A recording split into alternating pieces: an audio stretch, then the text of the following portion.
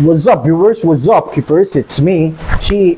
Welcome back sa channel ko. Papasukin muna natin ng intro bago ako magdadaldal. Intro. Pasok.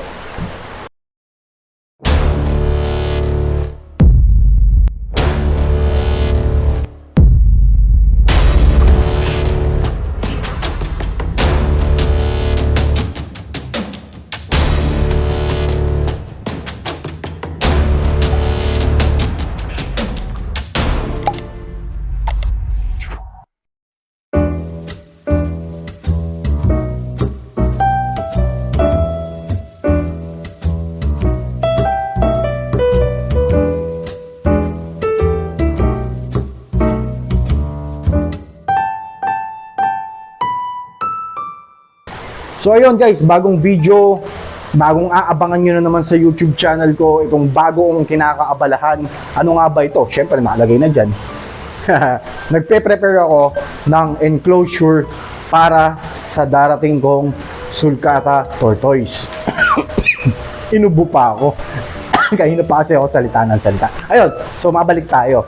So, meron akong paparating na enclosure kung hindi mamayang hapon or bukas ng umaga. Niready ko na yung mga kailanganin pero yung iba hindi pa dumarating. So, itong mga dumating na, papakita ko sa inyo, okay? So, ito yung una. Ayan. Ano to? Gumawa ako ng bonsai tree. Ayan, bonsai. Paano bang presentation niya? Medyo pangit yung angulo. Yan. Ganyan yan. Ganyan yung gagawin natin. So, bonsai tree, ginawa ko to. Bakit ako gumawa nito? Para hindi naman normal na shed, di ba? Sa sulcata, required na maglagay ka ng shed dyan. Usually, habahat, paso. So, yung last setup ko, kung di ako nagkakamali, 2018, meron akong sulcata dati. Kaya sobrang miss na miss ko na at kaya ito nagbabalik ako.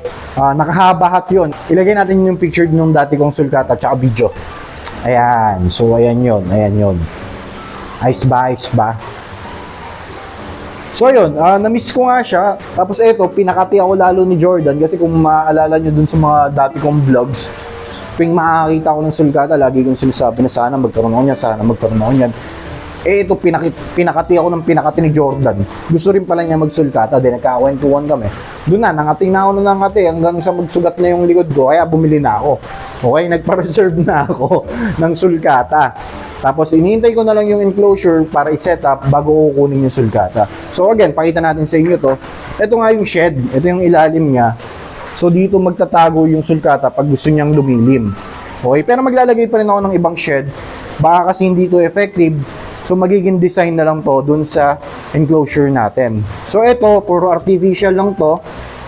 Medyo mataas siya para hindi siya maabot ng tortoise at hindi makain. Kasi pag naabot to, maaari tayong magkaroon ng problema. Okay? So yan, ginawa ko yan. Ayos ba? Tapos pakita natin yung iba.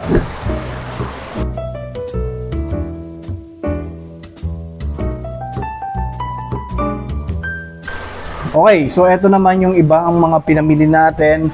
Nandito yung UVB natin na ilaw. Shout out kay Doc Bonnie, binili ko sa Shopee niya to. Grabe magbalot si Doc Bonnie. Talagang kahit ihagis ni JNT hindi mababasag. Okay, so ito yung 10.0 para sa reptile na Desert UVB. Okay, so Lucky Earth ang napili ko ngayon. Alam ko ito rin yata yung nabili ko dati nung nag-setup ako ng sulcata. Okay, so ito naman yung gagamitin kong lagayan ng ilaw. Ayan, so dito ilalagay yung UVB. Ayan, pero medyo malinis at medyo saucy-saucy ng konti. Maganda-ganda tignan. Tapos ito naman yung CHE or CHE, Ceramic Heat Emitter. Ayan, parang katol. So ito yung walang liwanag, parang heater lang talaga siya. Pag binuksan mo, iinit lang. So ayun, nandito naman yung Xiaomi ko na hygrometer and thermometer. Ito yung pang monitor natin ng temperature and humidity nung enclosure natin. Ang mga wala pa dito is yung mga importante pa no? Yung enclosure, substrate, ano pa ba kulang ko? Yung dish, yun na lang. Yung mga kainan niya, inuman, yun na lang. So pagkadating nun, siguro mamayang hapon or bukas, rack na to, itutuloy ko yung video. So ito nga pala guys, nabili ko yung drift food na ito sa mga magtatanong kay Holy Pet Shop. Yan yung picture, pakita ko dyan. Tapos yan yung ginamit kong adhesive, sobra solid yung adhesive na yan ha, bagong adhesive na yan ha. Napakatigas, napakatibay ng dikit. Ang sakit nga sa kamay pagka nadikit ka. Tapos ito naman, artificial na to na ano to actually artificial grass to. Nabili ko sa Mr. DIY. Tapos tinanggal ko lang yung mga dahon. Ginawa ko na lang siyang puno. Ayun. Okay? So yun, balikan ko kayo pag nandito na yung mga ibang kagamitan. So yun, nagbabalik ako. Unti-unting nagdadatingan na yung mga orders ko.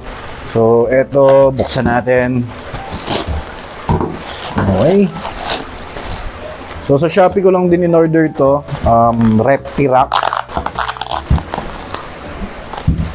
Ayun, no, makaka-shoutout tong mga in-unbox ko ngayon ha. Libre shoutout, libre shoutout. O, ayan o. Nagbigay pa ng sticker, Zamery House. Shoutout sa'yo, yung na-orderan ko, Reptirac. Ayan. So ito yung magiging dish ng sulkata natin. Small lang ba to? Medium, medium. Okay, maliit lang. So, if ever naman na mabitin yung enclosure ko, madali lang mag-upgrade niyan. Kaso mahal pala, no? Ayun, shoutout sa'yo. Maraming salamat. Ang bilis. Zamery House, parang 2 days lang na-receive ko na agad. So, maraming salamat. Ito na yung next. Ayun. Yung mga una-una no, hindi ko na-unbox video, no? So, ito naman, galing kay ano to. Ito na yata yung, subscriber ko yata to. Ito na yun. Ayun, nalaglag. Tama, ito nga yun. Yung nag-PM sa akin na subscriber ko raw siya sa Shopee. Si Vitasec. Ayan, no? Ayan, Vitasec. Shoutout sa'yo, bro. Coco Pit. So, ito yung magiging substrate ng sulkata natin. Tapos, papatungan natin to ng mga pine bark. Yung parang basta yun. Hindi ko alam yung tawag. Nakalimutan ko. Pero ko nabili yun? Kay Reptile King. Okay? So, shoutout na rin kay Boss Reptile King. Ano nga ba pangalan nun? Boss Arnel 5, yun. Sa kanya ako nabili, or bibilin pala yung tortoise kasi wala pa. Bali, 3 piraso yun, na sulkata. Yung isa, pinaraffle ko. Ang nanalo si Jojo Arwana. Tapos yung dalawa, for keep ko na. Ang pangalan nung isa, Tiddles. Yung pangalan nung isa, wala pa. Si Tiddles, pangalan yun nung sulkata ko dati ng 2018. So, mabalik tayo. So, ito yung Vita Coco. Ano yata ito nagbebenta yata siya ng mga ginagamit sa feeders, yung mga ganon. May free sample pa siya. Sorry, di ko magagamit to, pero maraming salamat sa sample mo. So, 3 piraso tong Coco Pit na binili ko. Okay. Yan yung first layer ng substrate, tapos second layer na yung pine bark.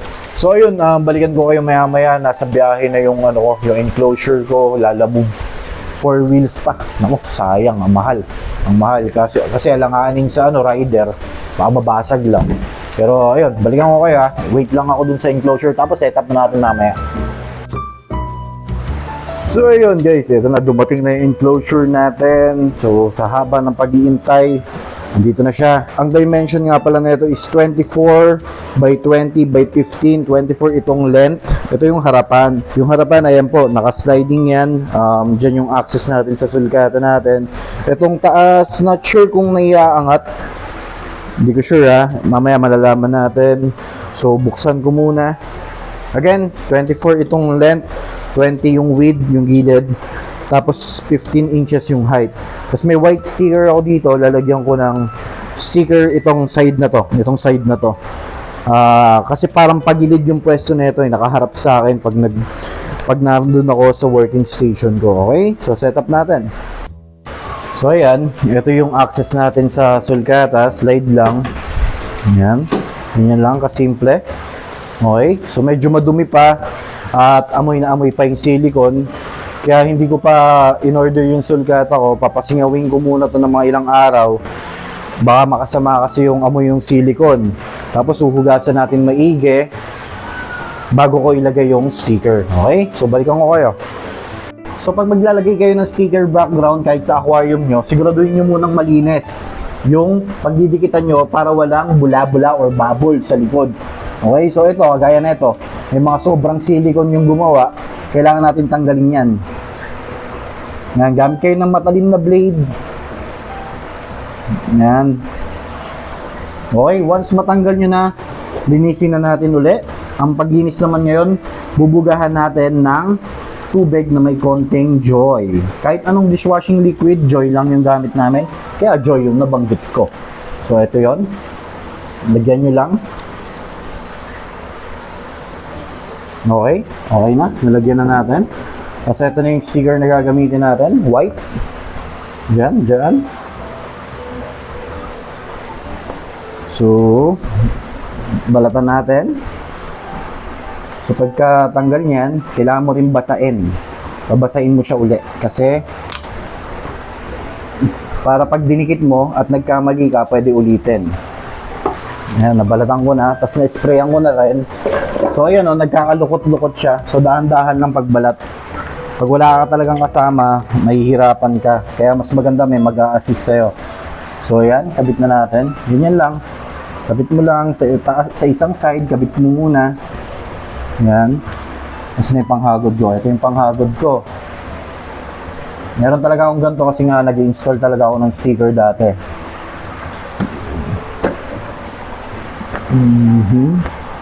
Yan. Hagod-hagod lang. Yan. Yan o. Ang kailangan mo naman gawin ngayon, tanggalin yung mga excess. Ayan o. Gaya niyan, dito, dito. Tanggalin na natin. Usually yung talim pala ng salamin pwede na eh. Yan o. Madalas ganyan na lang ginagawa ko. Didiinan mo na lang yung sa edge niya. Yan o. Makakatanggal na siya ng sticker eh. Yan. Yan.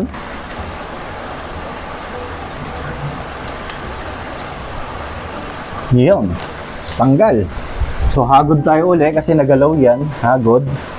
Hagod. So, ayan siya.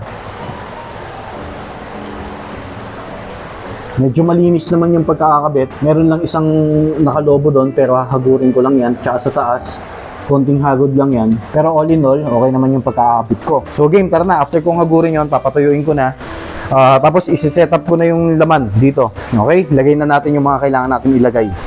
Okay, so bago ko pala i-set up, shoutout muna sa Reptile King. Ito yung pinagbilan ko ng premium pine bark. Tapos ito na yung mga ibang kailangan ko. Cuttlefish bone, tapos hydrate.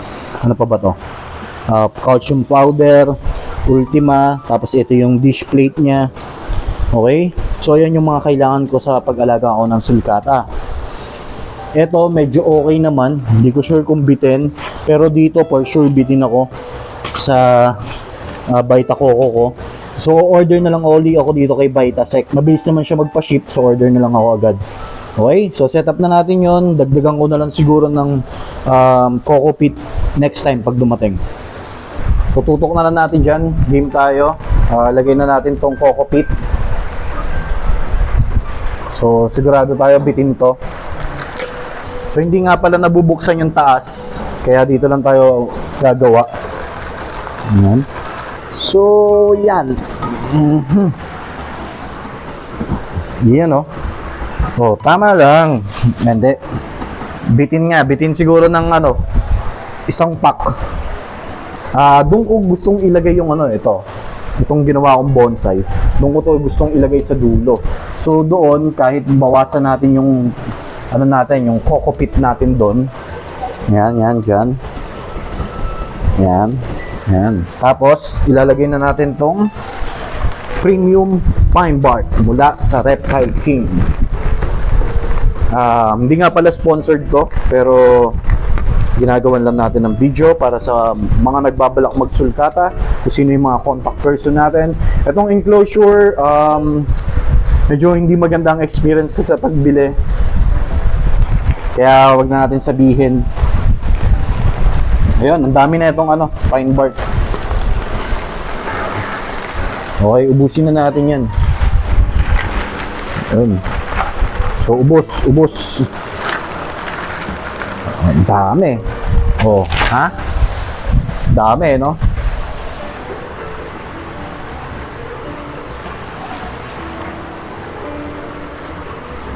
Yan. Tapos, set up na natin to. Etong bonsai natin. Ayos ba ayos?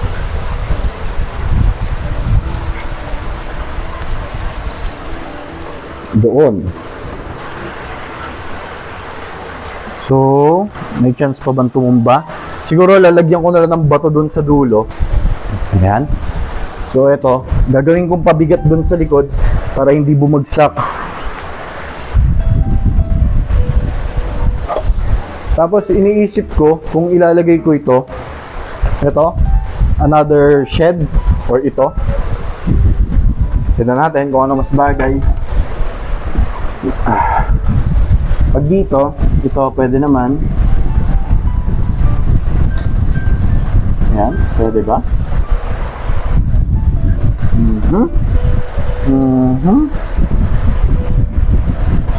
Masyado malaki ito eh. Ito naman kasi, ang concern ko naman dito, butas yung ibabaw. So, lagay natin.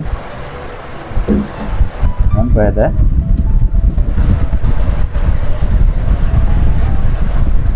Pwedeng sa ilalim ng puno. Ayan. Pwede natin lagyan dito ng mga dahon pa. Ayan, mas okay ito. Tapos lagyan natin ng pine bark sa loob. Ayan. Ayan o.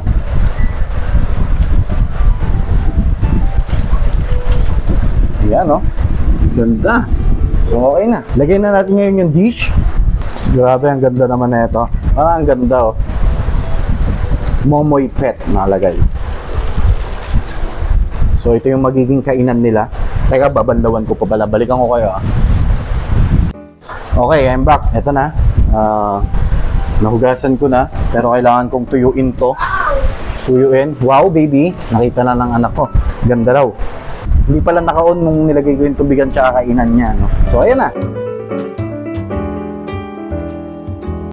What's up, what's up, what's up?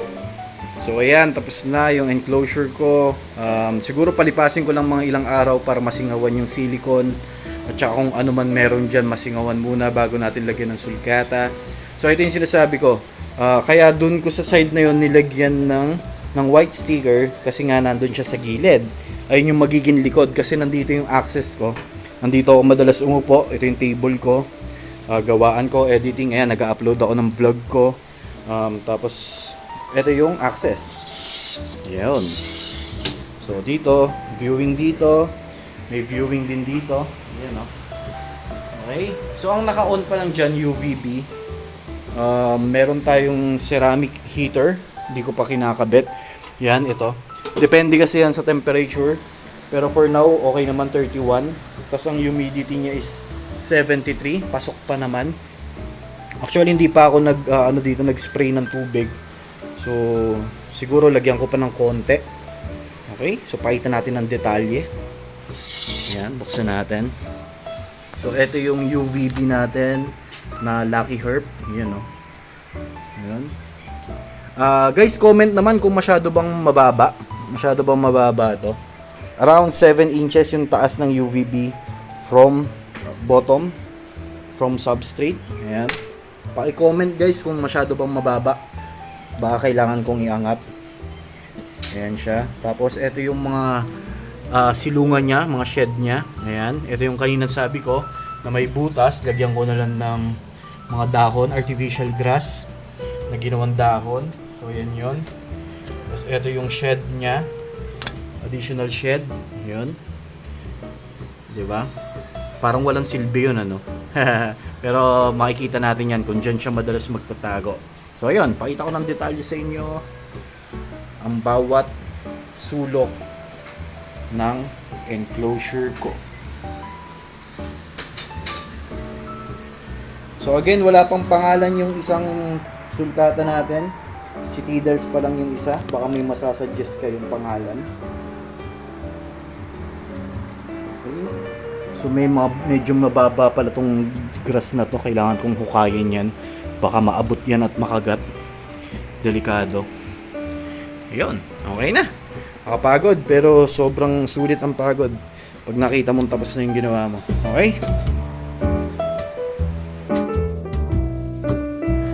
So ayun, tapos na ako. Maraming salamat sa mga nanood. Sobrang nakakapagod na itong ginawa ko. Actually, hindi naman sobra pala. Mas sobrang nakakapagod talaga mag-setup ng aquarium. Yung mga isda talaga yung laman. Pero itong enclosure, medyo madali siya compared sa, yun nga, sa aquarium. Tapos, ayan na. Okay na. Ang sarap pagmasdan. Siguro pag nandiyan na yung sulkatan natin, mas magandang tignan yan. Okay? Siguro by Thursday or Friday or Saturday or Sunday, hindi natin alam kung kailan ko kukunin. Basta naka-reserve naman na yon sa Reptile King. Maraming salamat uli. Sir Arnel Cinco, maraming salamat. Excited na ako. So PM na lang kita, boss, pag kukunin ko na. Ayun, maraming salamat sa mga nanood. Kung bago na kayo sa channel ko at nagustuhan mo to at gusto mong abangan ang mga next upload ko, huwag mong kalimutan mag-subscribe, i-share, i-like ang mga video ko. Okay, maraming salamat ulit. Bye.